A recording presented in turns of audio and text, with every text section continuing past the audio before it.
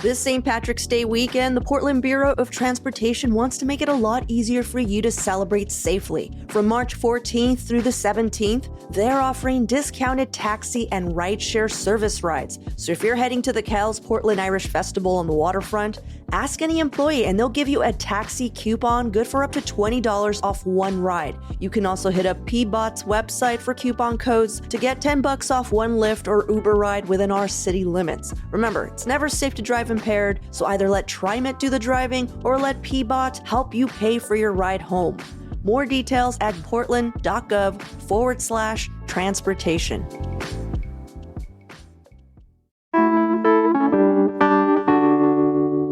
Dysentery cases are on the rise here in Portland. You heard me right, dysentery. The nasty stomach infection made popular by the 1970s computer game The Oregon Trail. Experts say one way to address the spread could be to invest in greater access to public toilets. That's why today on CityCast Portland, we're revisiting a conversation I had with our very own executive producer, John Notoriani, about the Portland Loo. It's a new kind of public restroom invented right here in Portland that cities are adopting all over the country. It's Monday, March 10th. I'm Julia Fiaioni, in for Claudia Meza, and this is what Portland's talking about. John, thanks so much for joining me on the show today. Thank you. It's fun to be your guest, Julia. It's fun to be your host. Okay, so you pitched this episode idea very enthusiastically a few weeks ago. Yeah. Why did you want to talk about the Portland Loo in the first place? It's so funny. Like here at CityCast, we're a part of a network of shows in other cities, right? And I had some of my colleagues from places in like Philadelphia and Boise asking me about the Portland Loo. And I didn't really know much about it. It was sort of vaguely aware of it. But there are all these headlines that are happening in other cities around the country that's like, the Portland Loo comes to San Diego. And like, I did a bit of just really quick Googling. Like, Julia, just this year, these are the stories that have had headlines about the Portland Loo coming to their city. Like, check this out. Anchorage, Philadelphia, New York, Boise, wow. San Diego, Phoenix, Charleston, Reno. Like, I could just keep going. It is everywhere, but like, we're not really paying attention to it here in Portland. Mm-hmm. And I also just think public bathroom access is a real big problem in a lot of places.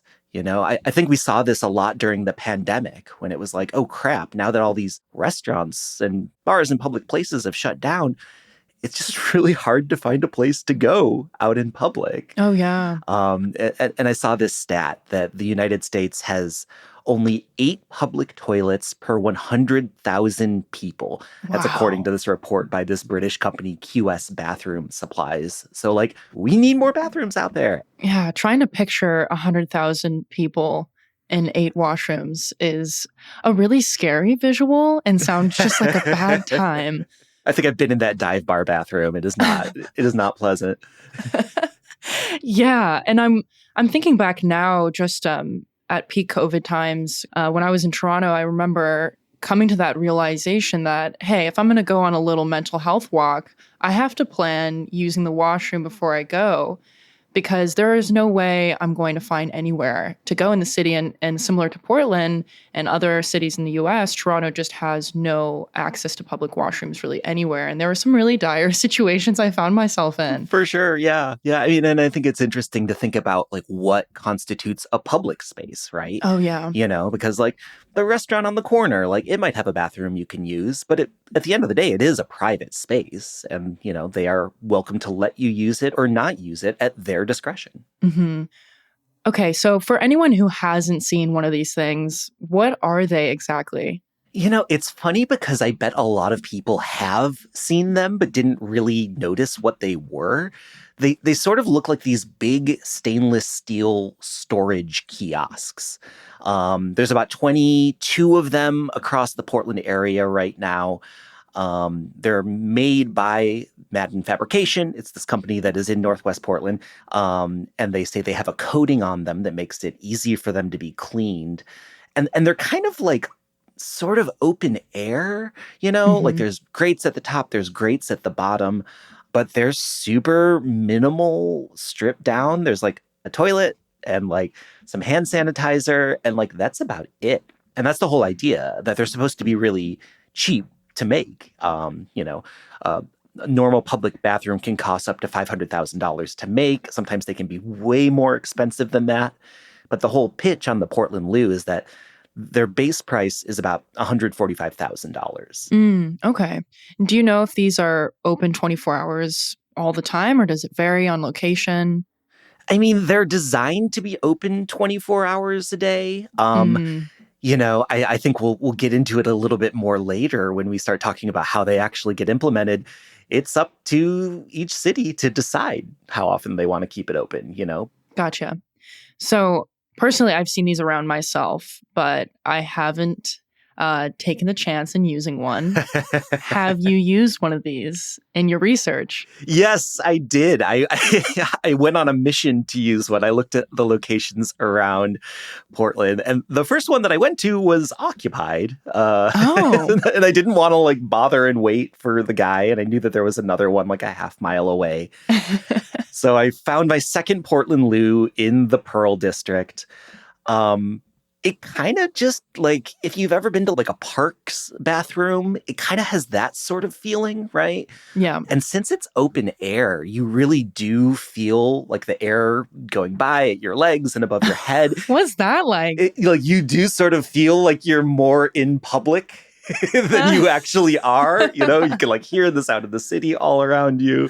That's funny. But they are like really heavy duty too. Like their marketing materials say they're designed to withstand 140 mile per hour wind gust. So like, yeah, super stripped down, super bare. I will say I didn't actually sit on it. I think that's fair. Okay, so it's almost like you alluded to some sort of like Portland Loo map. Is this something you can search on Google Maps or Apple Maps and they show up? How do you locate them? Oh, yeah. Yeah. I mean, on the Portland Loo's website, it has a map of the whole country. Oh, wow. So, yeah, they're in 17 states across the country right now. Okay. And I actually talked with Christopher Ball, who is a project manager and a sales guy at the company that produces them. He was very proud to tell me that they have one in New Zealand as well. Wow. So if you happen to find yourself in New Zealand, you could use a Portland Loo as well. It's like a global Portlander tourist destination. Yeah. All right, well, let's take a quick break here. And when we come back, we're talking about how the Portland Loo even came to be in our city.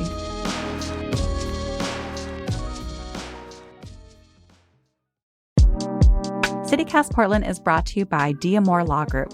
Let's face it, sometimes bad stuff happens. A serious injury, a catastrophic accident, or even a wrongful death. It can turn your world upside down. When it does, you deserve unwavering support from a dedicated team. Yep, you need a lawyer. Diamore Law Group has over 30 years of experience protecting the rights of Oregonians. Their team of skilled attorneys, led by distinguished trial attorney Tom Diamore, will work tirelessly to make sure your voice is heard and your rights are protected. Here's what one of his clients said. Tom fights for his clients from the first day they meet him through the last day of trial. If you or a loved one needs help holding those responsible for your injuries accountable, contact Diamore Law Group at 503-222-6333 or visit diamorelaw.com to schedule a free consultation. They are committed to fighting for the justice and compensation you deserve right here in Portland. Hey, Fidelity. How can I remember to invest every month? With the Fidelity app, you can choose a schedule and set up recurring investments in stocks and ETFs. Oh, that sounds easier than I thought. You got this. Yeah, I do. Now, where did I put my keys? You will find them where you left them. Investing involves risk, including risk of loss. Fidelity Brokerage Services, LLC, member NYSE, SIPC. Okay, so let's back up a little bit. Mm-hmm. I want to know where this idea came from to start. Like, how did the Portland Loo come to be? It's a funny story because it is really such a Portland story. Like, this whole thing got kicked off because of this guy, Randy Leonard. I think a lot of people who've been around Portland for a bit might remember him as a city commissioner. But back when he was in charge of the Portland Water Bureau, he really got into this idea about there were all these people that were complaining about two things. One, the homeless population in Portland, perennial problem, and them not having a place to go. But it was also a question about, in the aughts, there was a lot of visitors. There was a lot of tourism beginning to happen in the city. And they didn't have places to go either. So he got a group together to sort of come up with a design for a super durable, like low cost, easy to maintain public bathroom. And they got together and made this design and called it the Portland Loo and installed the first one in 2008 in the city. And it was kind of a big deal, to the point where pretty quickly the city, which owned the patent on this thing, started selling them to other places. And so that's when they started getting exported to like other cities across the country.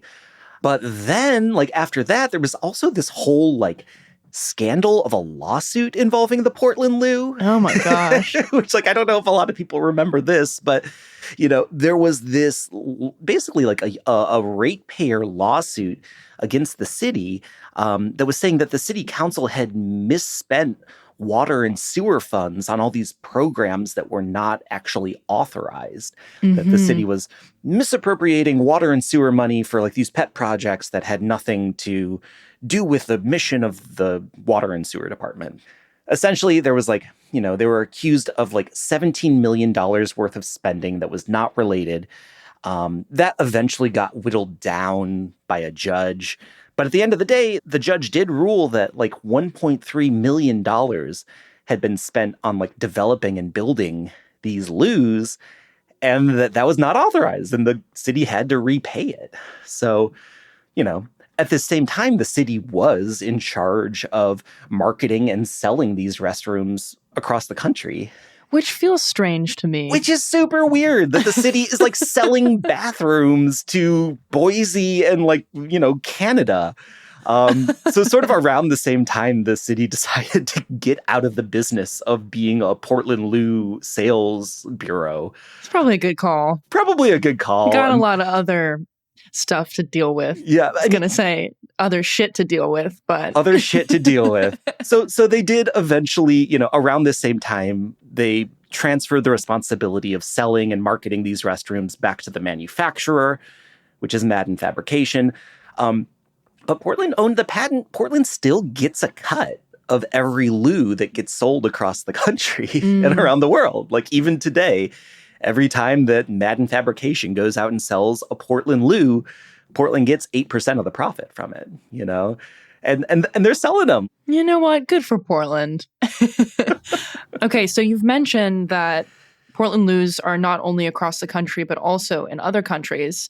How have they been received generally? Like, what are people saying about them? Yeah, I mean, like I said earlier, there's a lot of headlines about them. And I think it's like a really easy civic pride thing for leaders to be like, hey, we're doing this investment in infrastructure and it's going to help people and it's cheap and it's great. So there's a lot of just like rah celebrating the Portland Loo headlines. But at the same time, there is a fair amount of blowback against them in certain places too, because anytime that you create new infrastructure that is like deeply public, in a lot of cities, there becomes a concern about how it's being used by the homeless population, And from the very beginning, this has been a question about the Portland Loo. It's a private space that you can go into in a public place. So, of course, there are concerns about drug use. There are concerns about like illegal activity in them. They do have blue lights installed in them that are designed to make it harder to use drugs. Oh. But like, there are still plenty of headlines of take it with a grain of salt for how much accuracy there is about this. But like, in 2016, residents near the Portland Loo in San Diego called it a magnet for crime and homelessness. And they did actually end up removing it for a certain amount of time. Also in 2014, here in Portland, there was a National Geographic documentary that had featured video of two people smoking meth at the Portland Loo down by the Tom McCall Waterfront Park. But at the same time, like I don't think that you can discount how important these things are to the houseless community. You know, there was a survey that was done in 2017 here in Portland, surveyed about 550 homeless people. One of the questions it asked them was how they find access to restrooms, you know? It said about 40% of them used bathrooms in places like City Hall, libraries, the sort of like standard public restrooms that we think of. But about a third of them were using the Portland Loo. Yeah. And like you think about it, that there is such a question of like privilege when it comes into being able to go into a restaurant and spend $5 on a drink in order to use the restroom. Like we all do that all the time. But there's so many people who don't have that option because the cities aren't designed for the needs of the homeless population, you know?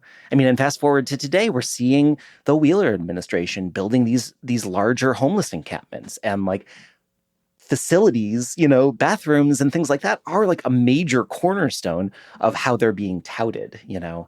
Yeah, the way that I see it is that everybody needs access to a washroom, right? Yeah. Everyone has to go. Everyone has to go. And in some cases, some people may be using drugs, but you have a guarantee of it being used in a way that it's made to be used, and then a potential of it being used in a way that's harmful. I think the benefits outweigh the costs in that regard. No matter the way that you look at it, it's a good thing to have them around as an option. Yeah. You know, and like, I will say, like, are these the like tidiest, most pristine restrooms I've ever seen? Probably not. But like in an emergency situation, whether I was someone who was houseless and didn't have access, or if I just drank like 4 cups of coffee and didn't think about it before I left the house, like I'm definitely going to be stopping in at one of those Portland Loos if I need to. It's a resource. And like, I think it's an important part of living in a city to have access to things like this. Oh, yeah. I think it benefits Portlanders generally. I even think about kids in situations where it's an emergency or people who are elderly. It's something that is universally beneficial, and it may be more of a conversation about upkeep than having them accessible to begin with. Oh, for sure. Yeah. I mean, like, I even was thinking about it when I was poking around on the map. I was looking at other cities that I visit and like where their Portland Loos are. And I think it might be like a little bit of a civic pride thing. I might become like a Portland Loo tourist when I'm in another town. You know, I'm going to hit the San Diego Portland Loo. I'm going to hit the Boise Portland Loo and just be like, yeah, we did that. I can see you going viral with this, John. You should write a book. I am on the bathroom beat. Yeah, forevermore. This is going to be like my claim to fame. Well, thank you so much, John, for sharing all of your research with us. Yeah, this has been fun. Thank you, Julia.